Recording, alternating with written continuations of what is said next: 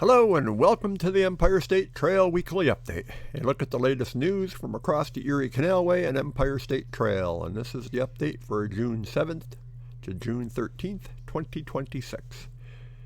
And I've got a bit of a long diatribe, some might call it, coming after all the updates. So I'll just get right to it.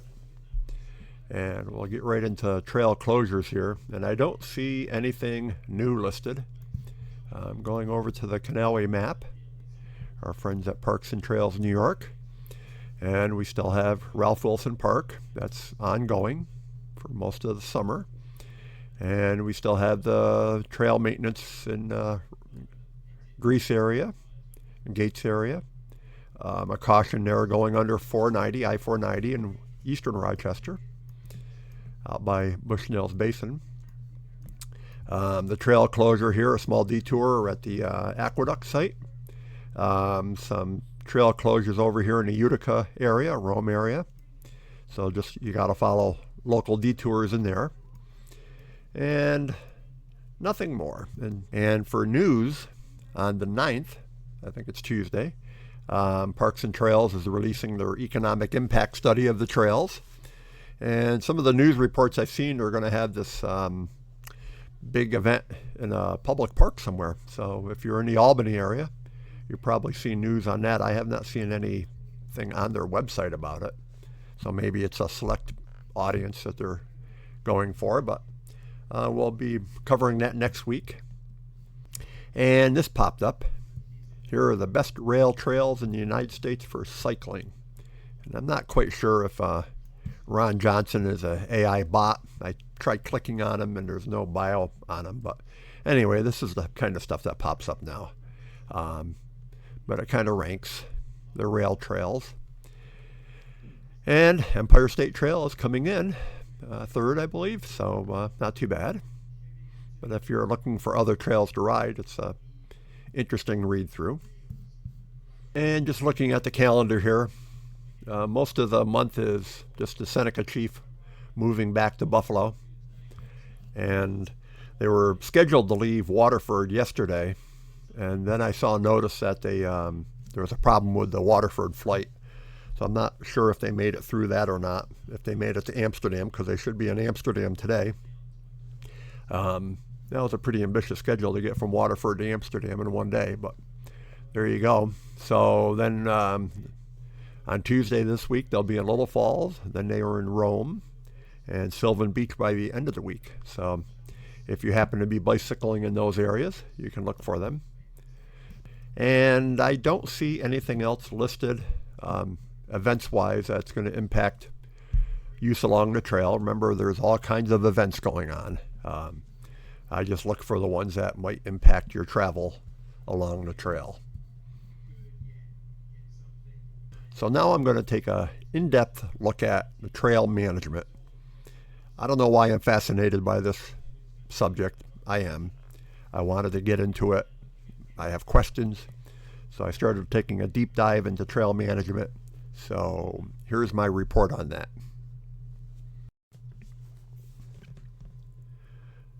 So this is going to get into the weeds, maybe a bit much for most people, but when you start looking at the Empire State Trail, what it is, how it was made, why it is, and I've looked at it before in previous blogs about, what's the difference between the Empire State Trail and the Erie Canalway Trail or the Hudson Valley Greenway Trail, and how it's all part of the same system but under different names.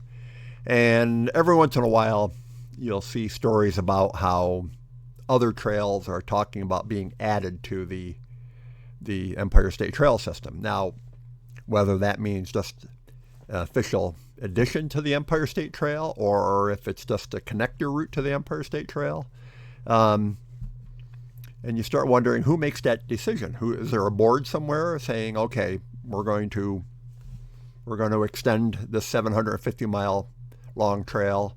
Now it's going to be 950 miles. And this came up a month or so ago, the Long Island Greenway, and it says what we're doing is we're going to create a 200 mile greenway and they'll connect to the 750-mile Empire State Trail. And okay, so is that an addition to the trail, or is it a feeder to the trail, or is it just an extension to the trail, or will they say the Empire State Trail goes across Long Island? And there's other trails, well-known trails, like the new Adirondack Rail Trail. Could you say this is part of the, could it become part of the Empire State Trail? Is every trail in New York State an Empire State Trail?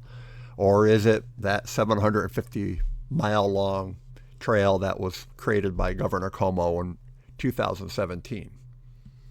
So I put the question to Gemini, and I just posed the question, who controls the Empire State Trail? Who makes the decisions about what goes on with it? And this comes up in various questions about maintenance. It comes up in questions about signage, an app, all that type of stuff. Who is officially speaking for the Empire State Trail or the Erie Canalway Trail, or is it Parks and Trails New York? Is it the Office of Parks and Recreation? Is it DOT? Is it who's doing it? So anyway, Gemini came up with this thing, and it says there is no single person or board that owns the entire 750-mile system. When do we know that? It's managed through a federated model. And then it kind of breaks down, and it says the Office of Parks, Recreation, and Historic Preservation is the lead controlling body, and we'll get back to that more. And then there's these other organizations that have major parts of the trail. So the New York State Canal Corporation has a lot. Then this says nearly half of the Empire State Trail. I don't know if that's exactly true or not. Hudson River Valley Greenway, New York State Department of Transportation, and many local municipalities. And then it goes into the legislative framework that if you recall, back in 2017, basically Governor Cuomo came out and as part of his budget said he wanted to complete the trail by 2020, and it came $200 million in the state budget, and it incorporated existing trails that were out there, the Mohawk Hudson Valley Trail, the Hudson Valley Greenway, parts of the Champlain, whatever was out there, all became part of the Empire State Trail. And then there was this recent legislation in 2025 to specifically define the Empire State Trail, and that was vetoed by the governor for some reason. And I'm not quite sure why, but it's interesting to see that this came up as a Senate Bill 1467 to really define it. So I went on from there. So you can find the final plan, the final draft for the Empire State Trail, June 2018. And this is what was kind of the guiding document. And it's online. You can find it here. And it kind of goes into what they're hoping to do, and, and the whys and the benefits and all that type of stuff. But it keeps saying it's a 750-mile long route. So how do you add to that? Can they add to that? Is it forever and ever a 750-mile long route, and then you have just connectors going to it? And it kind of goes into the weeds here a little bit. It talks about everything that they want to do to it. Has some nice maps, so you can look this up for yourself. So then I took that and I made something else. So here is my super duper well done pie chart, flow chart, whatever you want to call it, chart of my interpretation of what's out there. And I welcome criticism of this, but here is my interpretation of how the Empire State Trail system is managed. So you have the governor up here, and the governor proposes their budget every year, and then it goes to the legislative body, and they kind of control the purse string. So they're controlling the budget. The Office of Parks and Recreation and Historic Preservation, Commissioner Kathy Mosier is the commissioner there. But Chris Morris is the state trails planner and probably the lead trails coordinator, trying to hold all this together, trying to make everybody work with everybody else. So they are the lead of the 750-mile long Empire State Trail. Over here you have NYPA, and NYPA's claim to fame is they get no state tax dollars. They raise all their own money, and they control the New York State Canal Corporation, who gets funding through NYPA, and I believe they do get some money from the budget. So there should be a line here that says, they get a little bit of money in the governor's budget. There is some money for the Canal Corp. So they control the canal land, so the trails along the active canals that we so much enjoy, Western New York, that's all Canal Corp. So that portion there, and they put this about 200 miles of trail.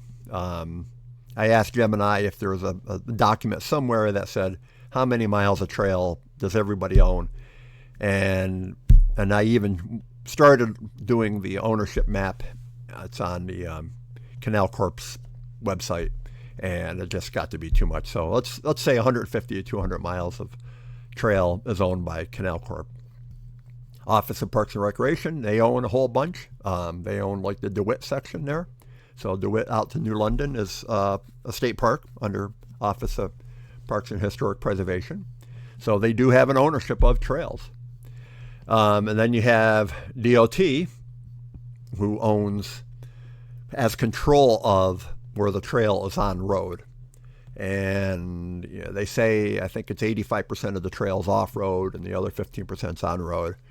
And so DOT, so they're going to get money from the budget. Of course, Office of Parks and Recreation gets money from the budget. DOT also gets money from federal grants. The federal government has a little bit of money comes in. So they control the highway and the bridges. So here's three big players right up here. Erie Canal National Heritage Corridor does not supply money to trail construction. They do a lot of promotion. They do local grants, planning, and improvements, but no trail money. So I just sort of have them as a squiggly line as a key player. In the 2018 document there, they do mention Metro North Railroad having some lands down by New York City, I think. And then the Hudson Valley Greenway is its own corporation, all on its own, has its own budget.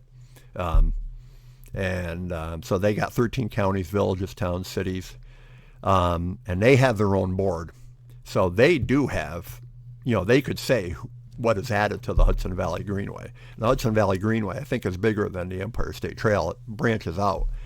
But they were enacted in the 1990s, I believe, and so they have a lot of control of Hudson Valley. But again, I mean, the towns have to, if they want to make improvements, it probably goes through the local Department of Public Works or highway departments or parks departments. So they're getting money from the New York State budget, from the Greenway Fund, EPF, federal grants, and private donations. That's a lot like Erie Canalway National Heritage Corridor. They get money from, they have grants, friends of, getting federal money and stuff like that. And then you have your local owners over here. So that's all the rest of the towns, villages, cities, counties. So Town of Colony, Cohoes, Waterford, Albany, City of Albany, City of Buffalo, City of Syracuse, small little towns like Brutus and Mentz and Onondaga County, I think, owns some. All those little sections that are owned by the local owners. And they are held under a licensing agreement. If you remember back in 2018, when the governor proposed all this, these guys came through and they said, we'll build you a trail, and you sign a licensing agreement that agrees that you're going to keep it up. I think it was for 20 or 25 years. And if you don't sign it, we're not going to build the trail. So they all signed it. And whether they've kept it up or not, or had the ability to keep it up or not, is, for your local consideration. But anyway, so they're getting local taxes, state money. They do get a little bit of, the highway departments do get some CHIPS money, funding like that, grants. But there again, the local DPWs or the highway departments are probably out there doing most of the work, or the parks department. And sometimes these guys are elected officials. You elect the head of the highway department, or highway supervisor, and if he doesn't want to do anything with trails, he's not doing anything with trails. I mean, he is not legally held to do anything to the trail. We had a guy here who didn't even legally have to work. He was elected. All he has to do is show up, make sure the people are going out and working, and then he could go home. And they said, well, jeekers. And they actually found out one of the guys was working for another town. So he was working for a town. He was the highway superintendent one town and working for another town on the crew. So anyway, this is very, hit and miss, whether you're going to have good trail maintenance or not. So all these players here kind of come in and impact what happens on the 750 miles of trail. And again, going back to my question, 2017 budget, 750 miles of trail, how to add, and who gets to say what happens. And what happens if one of these guys here don't do anything? We have sections of trail that are back basically to a grass single track. There's no money. The governor up here, the legislative body, is not saying, oh, here's a trails fund. What they say is you can apply for a grant. And if you apply for a grant, we may give you money. Well, that's all well and good.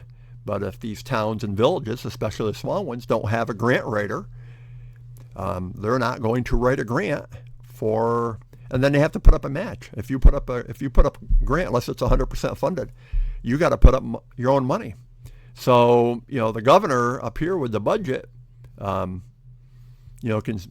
stomp their feet all they want. But I don't know if they have any ability to make these guys over here do anything. So, I mean, there is some sway here. Obviously, the governor appoints the Canal Corp director. So that's, there's a lot of sway in there. And, of course, DOT and stuff like that. But anyway, that's my simple man's breakdown of what's going on with the Empire State Trail. It's a bit into the weeds. You guys out there riding on the trail, you may not give a hooey about it, but I like to try to understand things and say, okay, who's gonna answer these questions, and why don't we get answers when we ask the questions? And if you want to drill into this a little bit more, just seeing who all has controlling interest of the Empire State Trail. We've showed this map before, but this is off the Canal Maps ArcGIS site. And I think we counted this before. There's 104 different owners of sections of the trail. I mean, some of them are just mere feet. Some of them are many miles. It's kind of a handy little map because you can zoom in and you see this pink section here and you can click on it. And I think it'll come up and it'll say who owns it, Canal Corp. And it'll give you a mile. And they've got it broken into chunks here. So it's saying between these 2 miles here or whatever, 4 miles. But it goes by section. So you can see that the Canal Corp does own all the way from out by Tonawanda to pretty much to Newark in that area here. That's all Canal Corp's land. So, 200 miles maybe of the Empire State Trail, close to that. And then you got, here's a DOT, I think, is on the road. Here's Office of Parks and Recreation out here in the DeWitt area. and they own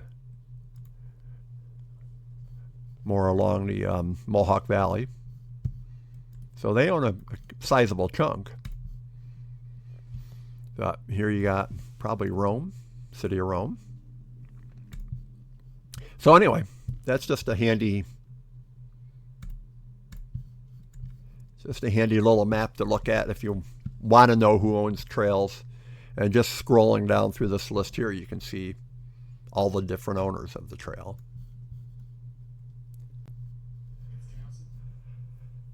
So to wrap all this up, I wanted to look at how other trails were governed, who was controlling them.